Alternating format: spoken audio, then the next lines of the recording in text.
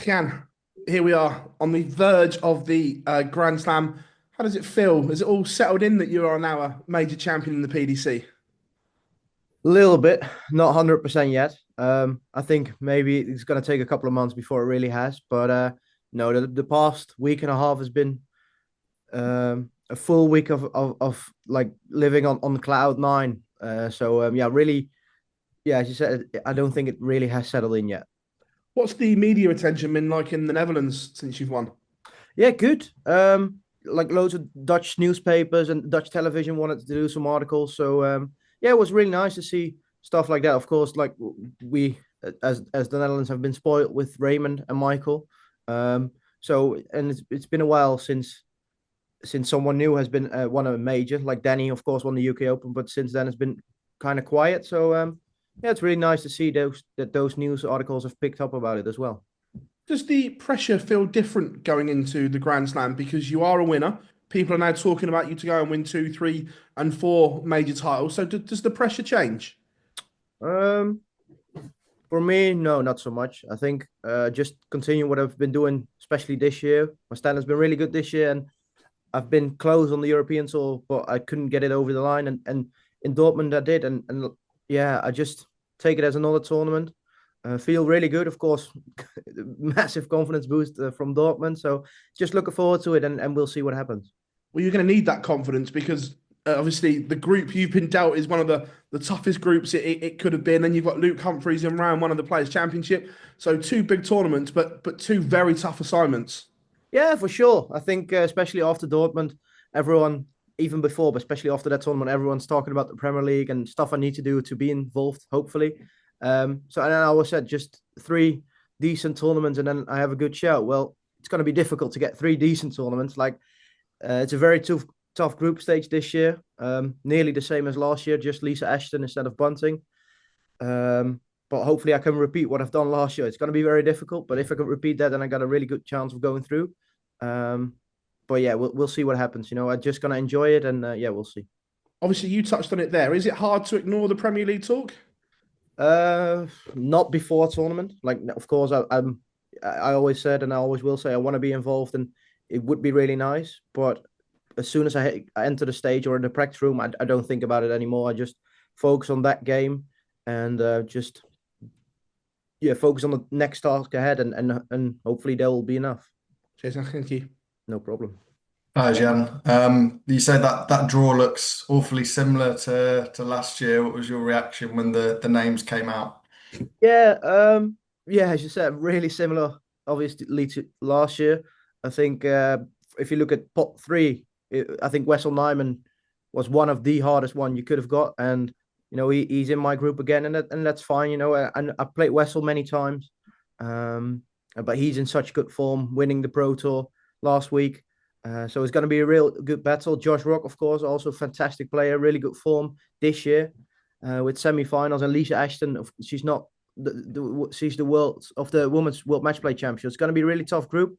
But yeah, we'll see what happens. I just take it game by game, and hopefully there'll be enough. Being able to win on TV and really perform in those pressure moments, how much confidence then can that give you that if you do get to those big pressure moments again, whether it comes at the end of a last 16 or a quarter final or get into a major final again, that you are able to do it and you've got that evidence that you can sort of draw on and look back on? Yeah, especially the last part, it gives me massive confidence. Like this year on the European tour, I've lost countless of semi-finals, like close game 7-6. And it always, especially now when you got over the line against Michael and also against Luke in the deciding leg in the final, you can always look back on that, and then in the highest pressure moment, you're able to hit those deciding doubles. So I think that's gave me a massive confidence boost going into the rest of this year and the many more years to come. So you're able to do it on these high pressure moments. And just one on the World Championships, it's obviously not been a particularly happy hunting ground for you over the past couple of years, but you'll feel that your game is in a better position now than it has been in the last couple of years. Yeah, for sure. I think confidence is much higher, but also results have been good. Performances have been really much better this year than the past 2 years. So yeah, I'm really looking forward to the World Championship. in the top 10 of the world now without winning a game at Ali Pali. So that hopefully is going to change this year. But yeah, I'm just going to enjoy Ali Pali this year and yeah, should be better than the last 2 years. Okay, thank you, John. No problem. Gian, thanks for joining us. You mentioned there about the expectation and people talking about what you need to do in the remaining tournaments to get that Premier League spot. I remember last year when Mike De Decker lifted the World Grand Prix, he struggled in the back end of the year after that and then didn't get picked for the Premier League. Is that in your mind, knowing that if you do underperform, that spot that might be there now might no longer be there?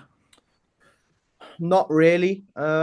Like Mike, of course, won the Grand Prix last year, but he was like number 20 in the world. I'm number 7 now, so I think that's a massive difference as well. I'm not defending a whole lot of prize money until the Premier League next year.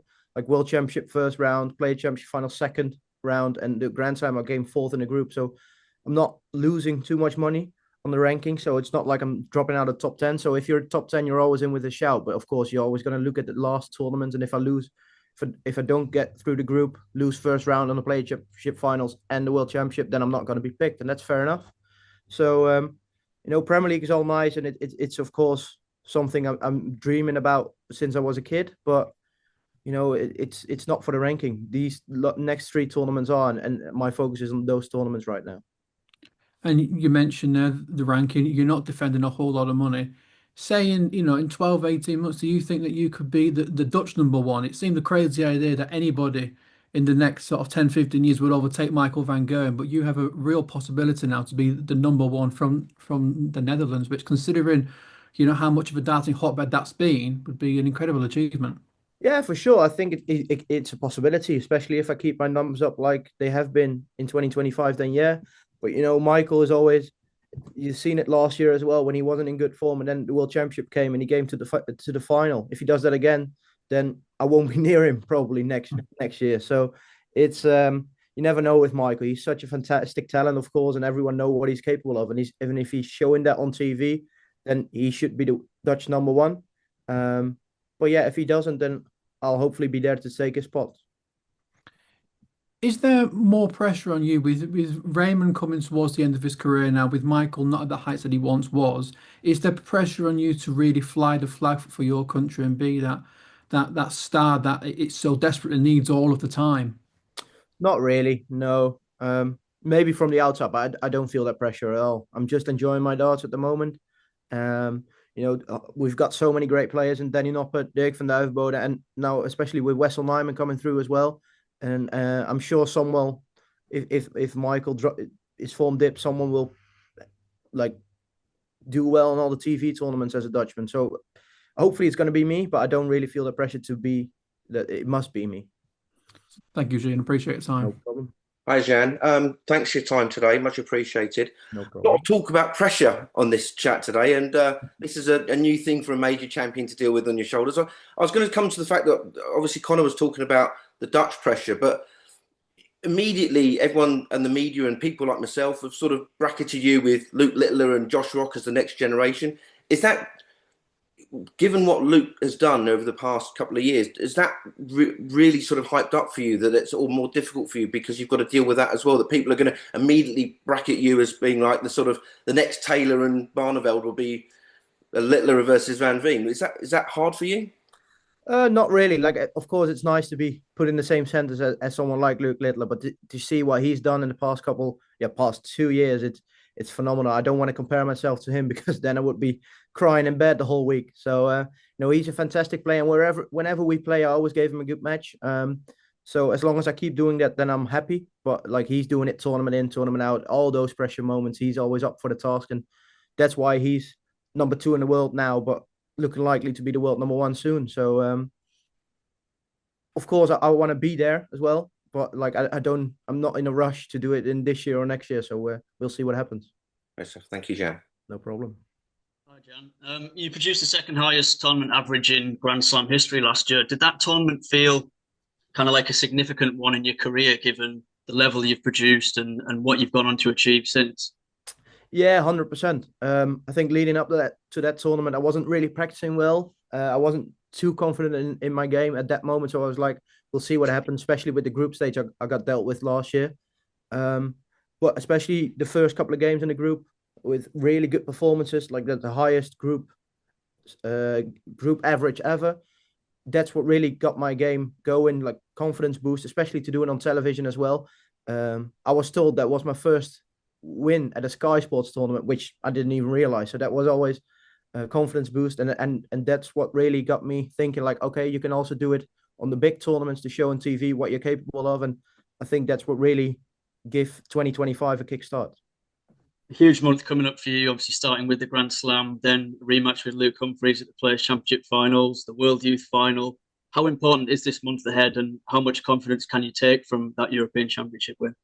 Yeah, very important. Like winning, like this couple of months of the year are the where the most money is to be earned for the ranking. So you want to, if you want to be informed, this is the right moment to be informed, and luckily I am. Of course, winning the European Championship was a massive confidence boost going into the final couple of tournaments.